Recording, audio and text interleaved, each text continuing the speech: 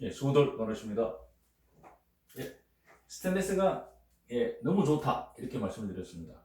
자, 스테인리스는 녹이 슬지 않는다. 그런데 스테인리스가 과연 녹이 슬지 않을까요? 녹이 쓰는 경우가 있습니다. 예, 참 그래서 당황하는 경우가 많죠. 스테인리스 강인데 부식이 됐다.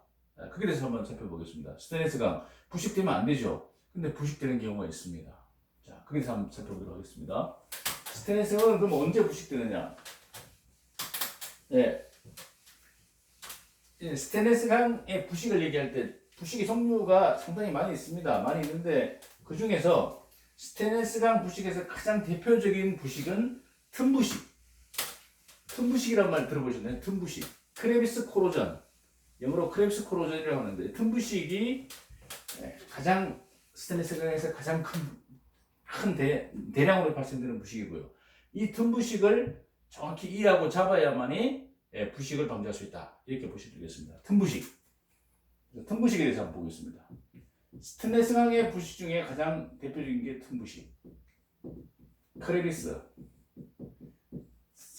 코로전. CORROS요. 부식이 코로전이죠. 틈부식. 그러니까 스테인리스 강은 뭐냐면 보호피막이 있는데 이 보호피막을 만들려면 보호피막 생성 조건이 뭐죠? 보호피막 생성 조건.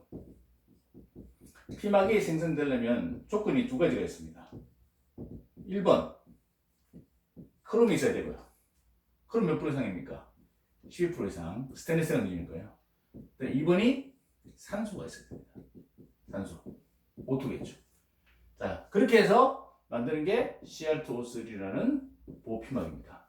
결국 틈부식은 뭡니까? 어떤 표면을 덮어서 틈을 만들어서 아주 미세한 틈을 만들어서 산소 공급이 안 되도록 산소가 충분히 들어가지 않도록 해서 그래서 피막을 제거시켜서 부식을 시키는 것이 틈부식이다. 결국 표면이 중요하다. 스테인리스 강은. 예를 들어서 제가 스테인리스 강 볼트 어저께 말씀드린 오스터나이트계 스테인리스 강 볼트를 가져왔습니다. 이 볼트가 결국은 부식이 되지 않으려면 스테인리스 강이니까 표면에 보호 피막이 있는데 CR2O3 이 피막을 계속 유지시켜 줘야 됩니다.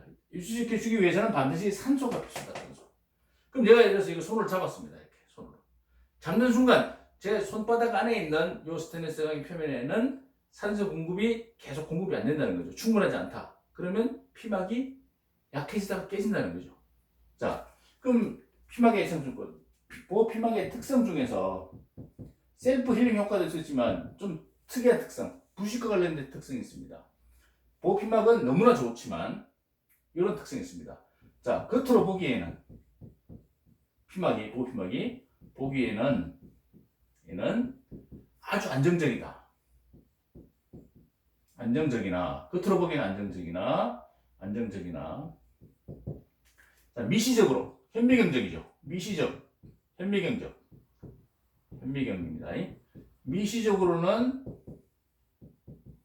용해 CR2O3가 분리된다는 거죠. 녹는다는 거죠. 용해와 다시 재석출, 다시 합체, 재석출 반복 이런 특성이 있습니다. 자, 피막이 너무 좋은데 겉으로 보기엔 안정적이 보이지만 현미경적으로 보시면 이게 계속 떨어졌다 붙었다 CR2O3가 크롬과 산소가 떨어졌다 붙었다를 계속 반복한다는 거죠. 계속 거의 살아있는 피막이다 이렇게 살아있는 피막이다. 피막 이렇게 인식을 하셔야 됩니다. 자, 그래서 이 CR2O3가 떨어졌을 때 이때는 스테인리스가 아닙니다. 그 붙었을 때가 스테인리스입니다. 왜? 피막이 돼야 되니까. 자, 그럼 떨어졌다가 붙을 때 그때 반드시 필요한 게 뭐냐? 크롬은 요 스테인리스 안에 들어있지 않습니까? 그럼 반드시 필요한 게 뭐죠? 산소입니다. 산소. 그러니까 충분한 산소. 너무 작은 산소는 피막을 만들기에 충분하지 않다. 그런 개념입니다. 자, 그 다음에 우리가 보통 얘기할 때 부식인자가 있었죠. 한번. 우리 주위에서 부식인자가 있습니다. 부식인자. 참고로 한번 보시면 크게 세 가지로만 말씀드릴게요. 부식인자 세 가지. 1번. 가장 많은 게 산소입니다. 산소가 부식인자입니다. O2. 두 번째가 뭘까요? 바닷물 속에 있는 부식인자. 염소이온이죠. 염소이온. Cl-도 부식인자입니다. 세 번째, 가장 강력한 부식인자. 요게 수소이온이죠. 수소이온. H+. 요즘 불산 뭐 이런 이슈가 되고 있습니다. 일본과 관계 불산. 그 수소이온과 관련돼 있죠. 불산. 요 세 가지가 대표적인 부식인자입니다. 결국 산소는 부식인자입니다. 그런데 산소는 스테인리스 강에서는 산소가 없어서는 안 되는 필수 원소입니다. 왜? 걔가 피막을 만들어주니까. 이게 아이러니컬한 관계죠. 자, 스테인리스 강이 아닌 경우 산소는 부식인자로서 공격하지만 스테인리스 강의 경우 산소가 없으면 부식이 된다는 거. 그러니까 충분하지 않으면 부식이 된다는 개념입니다. 좀 약간 애매하고 헷갈리는 그런 개념이 되겠습니다. 자, 그러면 여기서 우리가 한번 퀴즈를 하나 들어보겠습니다. 부식과 관련해서. 자, 내식성 비교해 보겠습니다. 자, 1번 크롬, 2번 철. 자, 어떻게 생각하십니까? 크롬과 철을 단독 비교했을 때 누가 더 내식성이 좋을까요? 누가 덜 부식될까요? 누가 부식이 잘 안 될까요? 보통 생각하시면 크롬이 당연히 부식이 안 되겠죠 이렇게 생각하죠. 예. 그런데 우리는 아닙니다. 철이 크롬보다 내식성은 좋습니다. 그럼 이건 뭘 가지고 이걸 설명할 거죠? 기준이 뭐냐? 기준은 고유전압이라는 게 있습니다. 고유전압.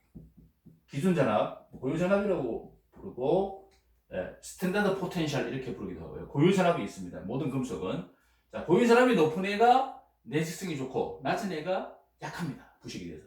그럼 크롬이 몇 볼트냐? 너무 약간 마이너스로 마이너스 0.74V 정도 됩니다. 철은 마이너스 0.41V 정도 됩니다. 자, 마이너스 볼트니까 역수니까요. 자, 얘가 더 큰 거죠. 그래서 철이 볼트가 더 높습니다. 크롬보다. 그래서 크롬과 철을 단속 비교하면 철이 크롬보다 약 2배 정도의 내성이 좋다는 얘기입니다. 자, 그러면 아니 철보다 2배나 약한 크롬을 우리는 왜 스테인리스 강의 대표 선수로 뽑았을까요? 이유가 있습니다. 무슨 이유가 있느냐? 자, Cr2O3. 만약에 크롬이 산소와 만나서 피막을 만들었을 경우에 고유 전압은 어떻게 되느냐? 약 플러스 1.33V로 급격 상승합니다. 급상승. 그러니까 마이너스 0.74에서 산소를 만나는 순간 플러스 볼트. 철보다 엄청 높죠. 자, 그럼 우리가 알고 있는 가장 부식이 안 되는 금속이 뭐가 있습니까? 금이죠, 금. AU. 금은 몇 볼트일까요? 얘가 플러스 1.5V 정도입니다. 결국 금 바로 밑에 정도 있다는 거죠, 스테인리스가. 자, 그래서 스테인리스강은 이 피막이 생겨야만 스테인리스의 기능을 하는 거지. 피막이 깨지는 순간 바로 곤두박쳐서 철보다 못한 약한 애가 된다. 그래서 스테인리스강이 틈 부식이 되면 위험하다. 탄소강보다. 왜? 더 빨리 국부적으로 부식이 되기 때문에. 그래서 틈 부식을 주의해야 된다는 거죠. 조심해야 된다. 결국 그러면 틈 부식의 타깃, 그러면 틈 부식을 방지하기 위해서는 어떻게 합니까? 피막 유지. 이것은 결국 충분한 산소 공급 필수다. 충분한 산소 공급. 자, 산소가 전혀 없다면 부식이 안 됩니다. 아주 작은 산소량이 들어가면 표면을 덮었을 때, 예를 들어서 페인트를 칠했거나 가스켓을 조립했거나 바닷물 속에서 따개비 같은 해생 생물이 붙었거나 표면에 붙는 순간 이 표면과 요 이물질 사이 요 사이에 만약에 틈이 하나도 없어가지고 전혀 물이나 산소가 안 들어가면 부식이 안 되겠죠. 피막은 깨지더라도. 그런데 이 피막의 틈은 조금이나 아무래도 벌어지게 되어 있습니다. 이 미산 틈으로 물이 따라 들어가고 거기에 산소가 따라 용존산소가 따라 들어가요. 용존산소 따라 들어가서 충분한 산소가 들어가야만이 피막을 만드는데 충분하지 않기 때문에 피막을 만들지 못하지만 부식을 시킬 수 있다. 그런 개념. 요게 틈 부식에 대한 개념이 되겠습니다. 일단 여기까지 말씀드리고요. 또 이어서 또 말씀을 드리도록 하겠습니다. 감사합니다.